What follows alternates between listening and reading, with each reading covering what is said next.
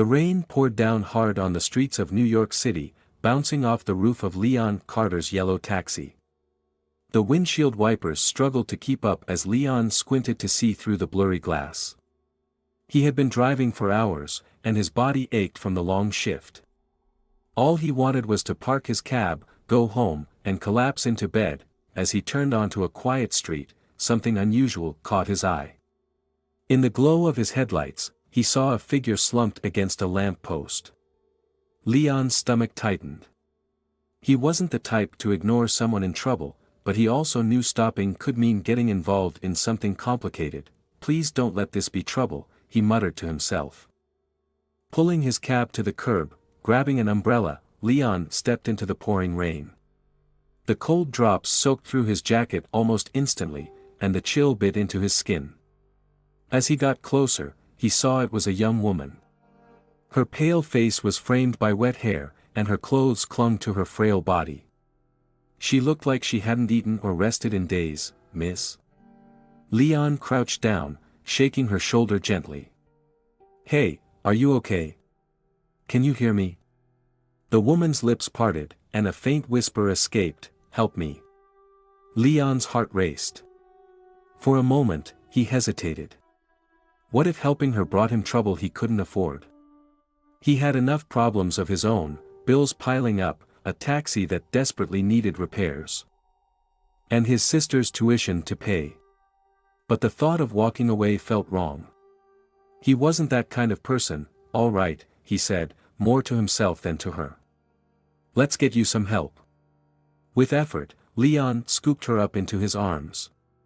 She was alarmingly light, and he could feel her shivering.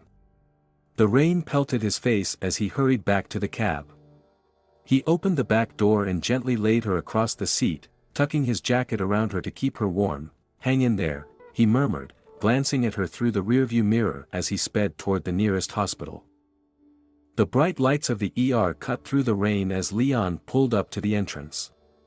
Nurses rushed out with a gurney as soon as he called for help. "She collapsed on the street," Leon explained quickly. "I don't know what's wrong, but she wasn't responsive." The nurses nodded, their movements efficient and calm.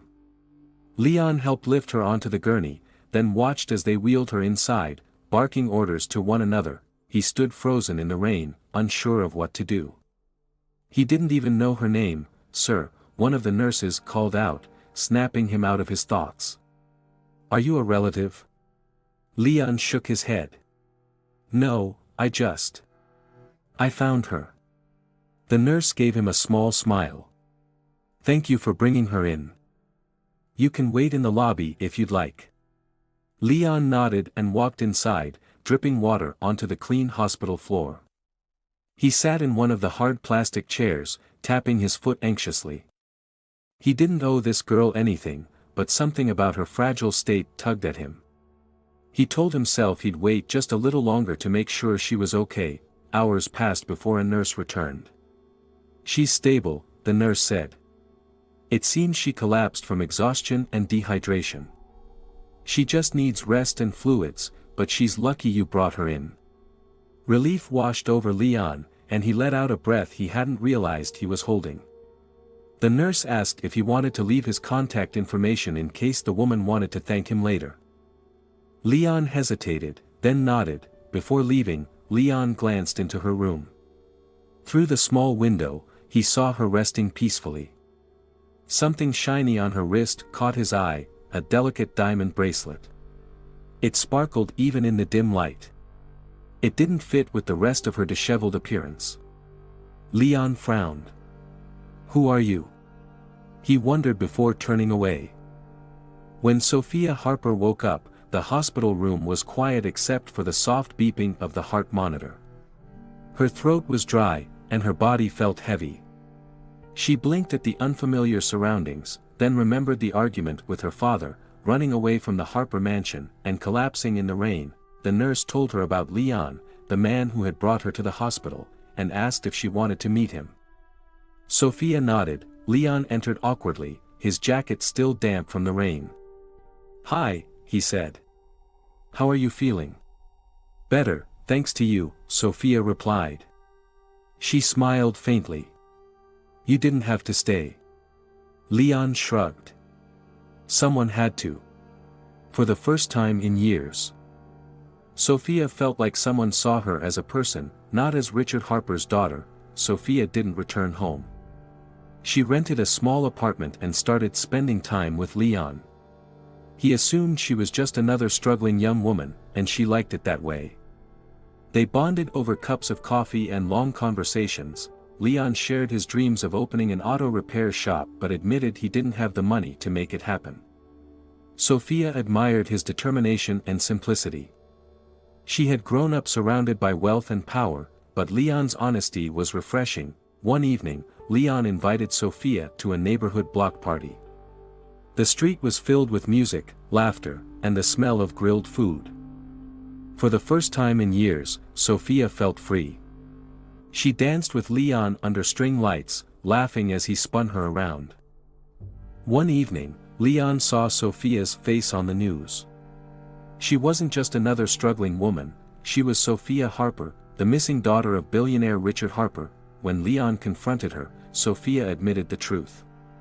"I didn't want you to see me as just a Harper," she said, tears in her eyes.